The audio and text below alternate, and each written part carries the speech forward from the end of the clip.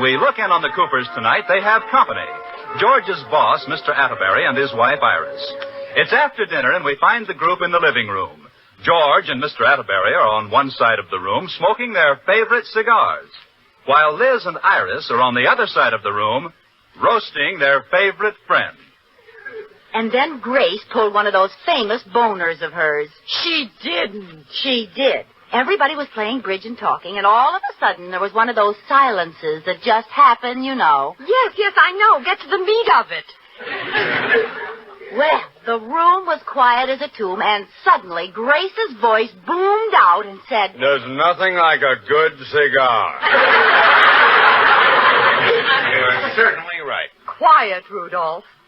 What did Grace say, Liz? Well, I shouldn't repeat it, but she said... She didn't. She did. And that's not all. In trying to cover up, she said... She didn't. She did. What do you think, George? Did she or didn't she? I don't know, but if Liz says she didn't, she probably did. Why don't you two just smoke your cigars and be quiet? Just ignore them, Liz. Tell me, what was she wearing? What do you think? No, not again. She didn't. She did. Looks like Grace did it again, Mr. Atterbury. Rudolph, did you hear what happened to poor dear Charlie at the bank yesterday? No, George. Tell me what happened to poor dear Charlie, and don't spare any of the juicy details. Never mind, you two. Well, you know that blonde cashier at the bank. Well, everyone knows it's... He didn't. He did.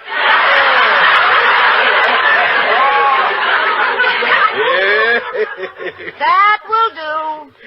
Tell me, George, what was he wearing? Well, what do you think? Not that old rag. That's enough, Rudolph. Oh, I'm so tired of that gray pinstripe of his, I could scream. Now, George, maybe it's not Charlie's fault. Maybe he can't get the suit off. Maybe his tailor sewed him into it. Break it up, boys. Well, I don't like to say anything. I don't like to say anything either, but... Thank you, Hedda and Lolly. You two think you're very funny, don't you? Well, we were just showing you how you sounded. Meow, meow. I'll get you for this, Rudolph Atterbury. You know they're right, Iris. What? We must have sounded awfully catty to anyone listening. Well, Iris, there's only one thing for us to do about it. You're going to stop gossiping? No, we're going in the den where no one will hear us. Come on, Iris.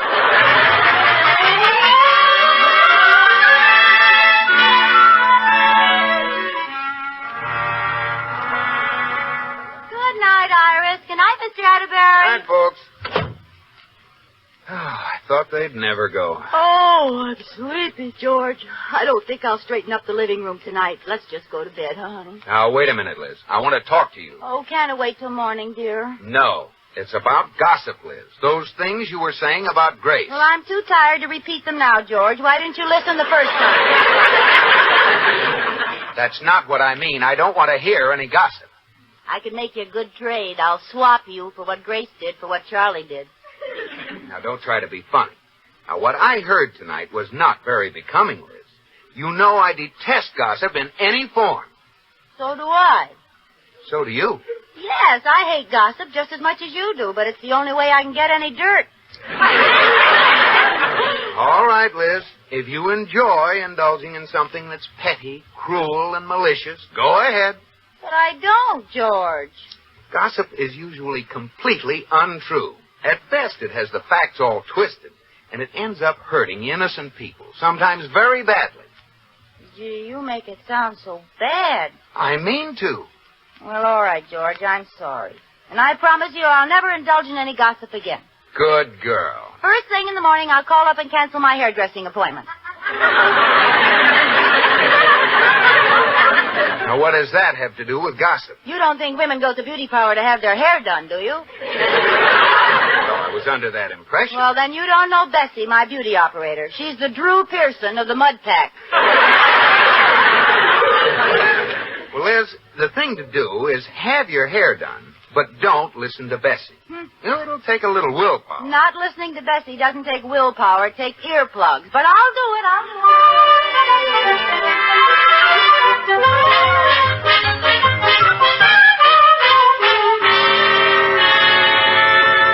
Hi, Bessie. Sorry I'm late. Oh, that's all right, Mrs.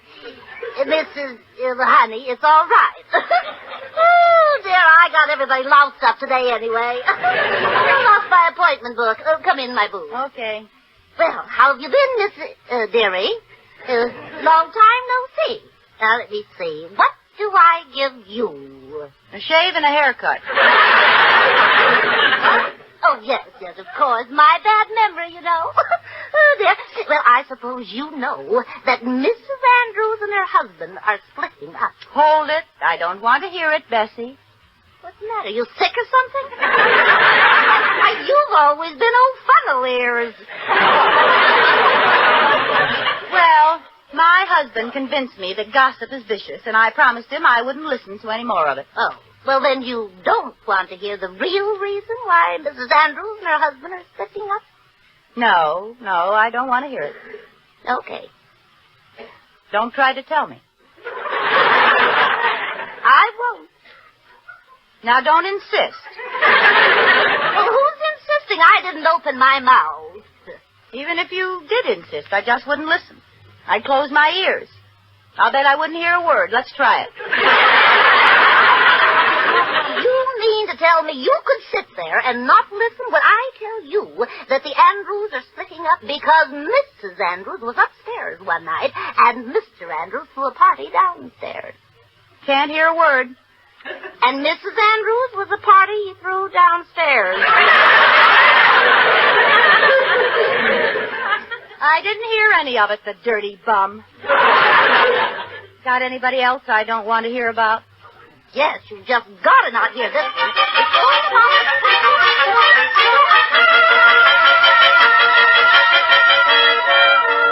And I said to her, I said, now look, honey, if it was my husband, I'll tell you what I'd do. I'd see you. Oh my gosh. Oh, Mrs. Cooper. What? Dear. What color was your hair when you came in here? Red. Oh. Well, didn't it used to be black? Not since I was a child. Why? What happened? I made you a child again just for tonight. What? Oh, I'm so sorry, Mrs. Cooper. I dyed your hair black. I got a hold of the wrong box. Oh, no, you didn't. Bessie, give me a mirror, quick. Here you are. Oh, who's that? You. Me.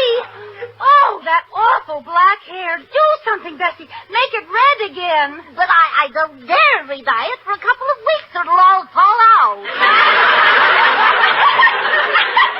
Some choice. I could be Black Beauty or Old Baldy.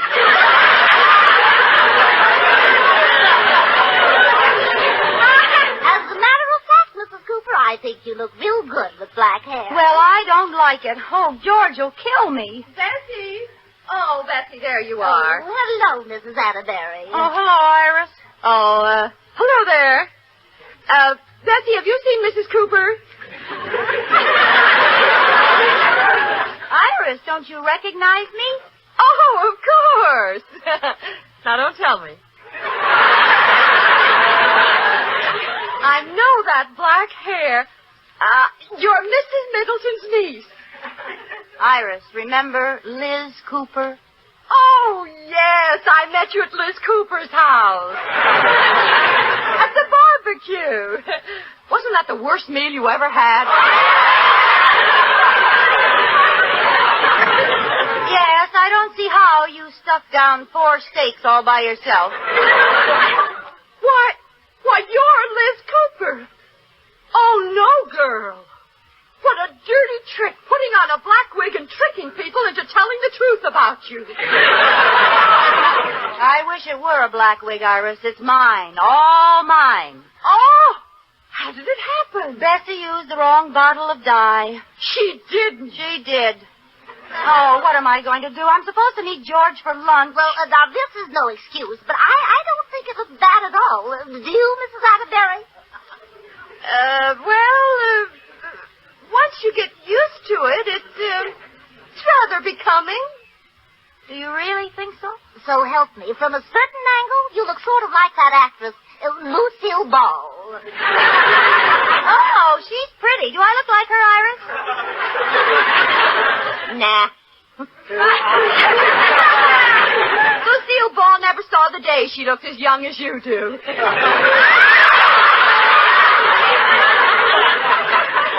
Well, thank you, I think. You do look great. Now go on and meet your husband. Maybe he'll like him. Well, I wouldn't be surprised if he doesn't even recognize you. I didn't. Maybe he'll think you're a strange woman flirting with him. Oh, I can just see George if he thought a strange woman was flirting with him. He'd run a mile. Or would he? Yeah.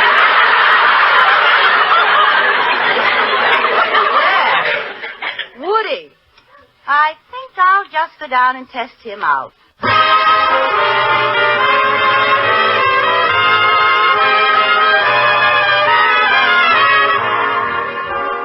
Hello, George. Why, hello? Why, George, I'll bet you don't know me, do you? No, but what's the difference? Sit down. What? I'm insulted. Don't you really remember where you met me, sweetie pie? Oh, you were in the kissing booth at the Club Bazaar last spring. You couldn't change a $20 bill, and we had to use it up.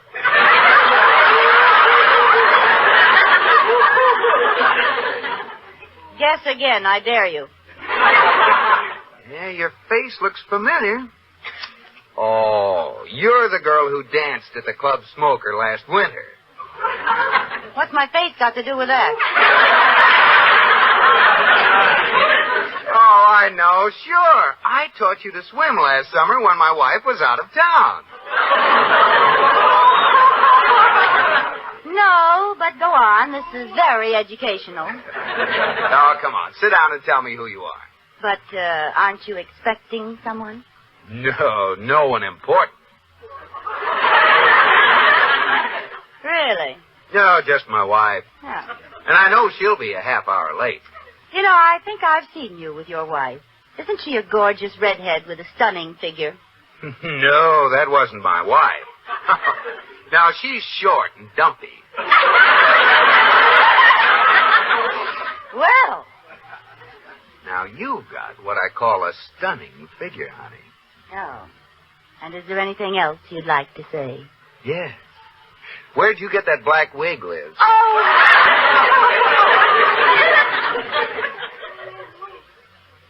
Oh, sure. What are you doing with that fake black hair? George, Bessie got the wrong dye by mistake. This is my hair. Does it look too awful?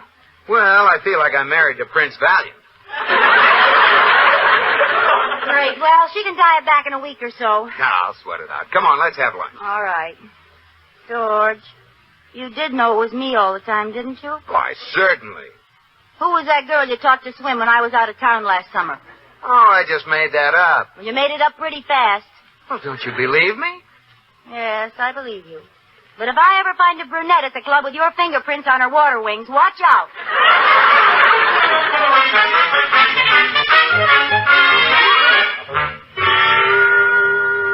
Mrs. Cooper, I just can't believe it's you with that black hair. Oh, you'll get used to it. It'll only be this color for 2 weeks. Then I'll go back to my natural dyed red. Hello. Liz, this is Grace. Oh, hi, Grace. What's up? And now, Liz, honey, it's none of my business, and I want you to realize I'm only doing this because I'm one of your best friends. Doing what? Well, I'm the last person in the world to spread gossip, but... Hold it. If it's gossip, I don't want to hear it, Grace. I'm not listening to that kind of talk anymore. Oh, well, that's the way you want it. That's the way I want it. Of course, this was about your husband, George. Well, what are you waiting for? Spill it. Well, I didn't see it myself, but I got it from Frances, who got it from Gertrude, who saw the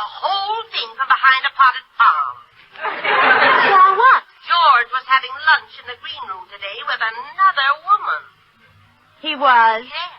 A gorgeous creature with black hair. Is that all you wanted to tell me? Grace, George had lunch with me today. Yes. What do you mean? Yes.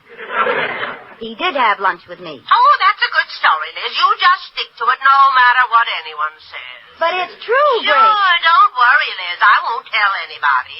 Everybody I was going to tell has already called to tell me about it anyway.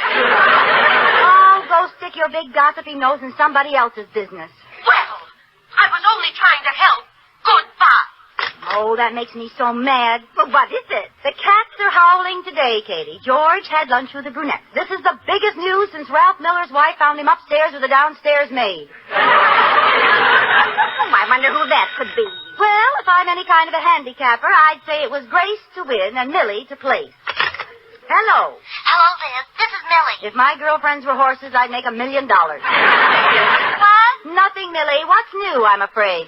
Well, honey, it's none of my business, and I'm one of your best friends, but... Wait a minute. I can save some time. George had lunch with a dark-haired woman at the green room. Oh, darn that, Grace. Well, anyway, Liz, I called to tell you don't have a thing to worry about. Now, what do you mean by that? Gertrude saw the whole thing, and she says the woman is old enough to be George's mother. That does it. Goodbye. Another one? Yes, it's not enough they gossip about me. Now they've aged me 30 years. Oh, no, not another. Well, let's find out who gets the show money in the Alley Cat Derby. I don't know how they found out so fast unless someone put it in skywriting. Hello, yes, I've heard it. No, it isn't true, and why don't you mind your own business? Why, Liz, girl. Oh, Iris, it's you. I thought it was one of my gossipy friends. Why, no, Liz, it's me. What's the matter with you? Well, the girls have been calling me. I suppose you heard that ridiculous rumor. Yeah. And, Liz, I want you to know I'm one of your best friends. Oh, no, you too, Brutus Atterbury. Frankly, Liz, I'm a little put out. I'm your closest friend, and every woman in town has scooped me. Iris, believe me, there's no truth to the whole thing. You, of all people, should know how it started. I don't know what you mean. That dirty stinker having lunch with a gorgeous young creature. Don't you dare call George a dirty stink. What did you say she looked like? All I know is the girls say she was so good-looking she must have been a movie star. Oh, really? They said she was absolutely beautiful and had a divine figure. Well, finally, an honest report.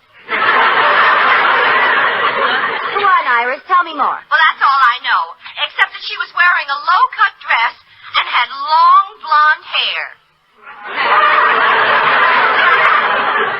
Why, that dirty stinker. Honey, I know just how you feel, and if you want to stay with me tonight, it's perfect. What's the matter? Have you snapped your twig? Oh, Iris, I'm just laughing at how stupid and twisted gossip can get. George was certainly right. What do you mean? You know yourself that Bessie dyed my hair black this morning. I was that woman having lunch with George. That's the idea, Liz. Just keep saying that. If you believe it, that's all that counts. Oh, Iris, you're just like all the rest. Goodbye. Oh, Katie, why do women have to act like females? Men are just as bad. Well, I'm going to teach Iris a lesson.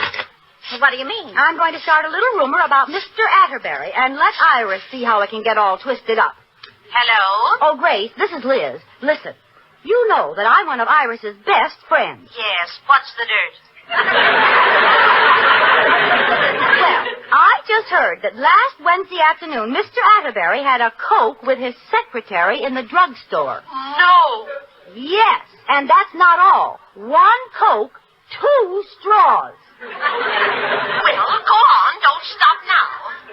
Well, I don't have the rest of the story yet, but it's a pip. So don't breathe a word till I call you back. Oh, I won't. You know me. That's what I'm counting on. Goodbye.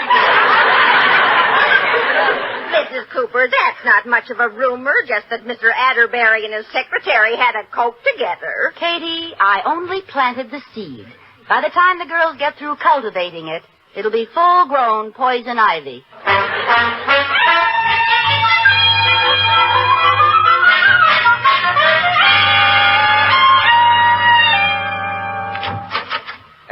honey. I'm home. Oh, George, am I glad to see you. What a day this has been. What do you mean? George, today our names have been on more lips than camphor ice. Some busybody saw me having lunch with you and thought it was another woman. No. Yes. You should have heard how they got the facts mixed. One report claimed I was beautiful enough to be a movie star. Isn't that funny?